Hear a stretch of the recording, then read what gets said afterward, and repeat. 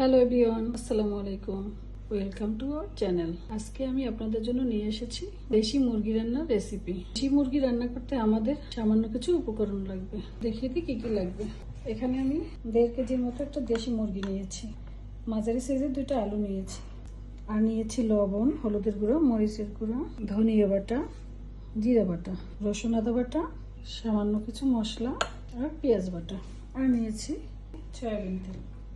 দেশি মুরগি রান্নার জন্য আমি মশলাগুলোকে বেটে নিয়েছি। এবারটা যদি আমরা মশলাগুলো বেটে নিই তাহলে মুরগিটা খেতে দারুণ লাগে। এই পর্যায়ে আমরা ফ্রাই প্যানটা চুলায় বসিয়ে দিলাম। আমরা এখানে পরিমাণ মতো সয়াবিন তেল দিয়ে দিলাম। তেলের ভিতরে আমি দিয়ে দেবো 2 ফালি দারচিনি, 4-5টা এলাচ আর কিছু লং। আমি এখানে তেজপাতা ইউজ করব না, আপনারা চাইলে তেজপাতা ইউজ করতে পারেন। আমার বাচ্চারা তেজপাতার গ্রানটা পছন্দ করে না, এই জন্য আমি তেজপাতাটা দিলাম না। এখন আমি এর ভিতরে দিয়ে দেবো পেঁয়াজ বাটা। এখানে আমি 2 টেবিল চামচের মতো পেঁয়াজ বাটা নিয়েছি। পেঁয়াজ আমি ভালো করে ভেজে নেব।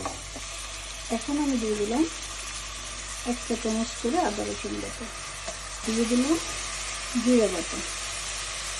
জিরাটা আমি পাটায় বেটে নিয়েছি। দিয়ে দেবো ধনিয়া বাটা,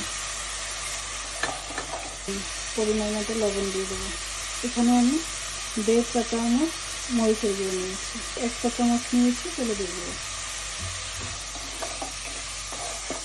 আমি এখন অল্প একটু পানি দিয়ে দেবো মশলাটা বোনার জন্য। এই পর্যায়ে আমি মশলাটা ঢেকে দেবো। মশলাটা আমি কষিয়ে নিয়েছি। এখন আমি মুরগির মাংসগুলো দিয়ে দেবো। মুরগির মাংসটা ভালো করে নেড়ে চেড়ে আমি ঢাকনা দিয়ে ঢেকে দেবো। মাংসটাকে আমি একটু নেড়ে চেড়ে দেবো।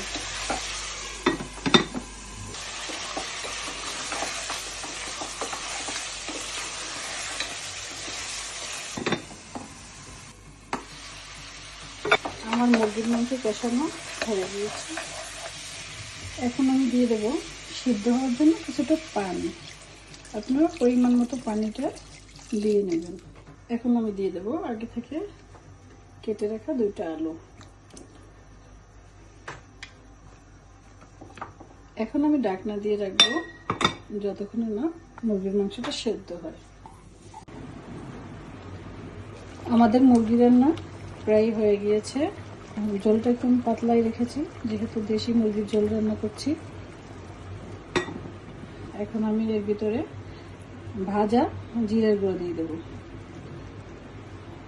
আমি জিরাটাকে একটু টেলে নিয়ে গুঁড়ো করে নিয়েছি। দর্শক, আমার দেশি মুরগির ঝোল রান্না করা শেষ। আপনারা চাইলে এরকম ট্রাই করে দেখতে পারেন বাসায়, ভালো লাগবে। আল্লাহ হাফেজ।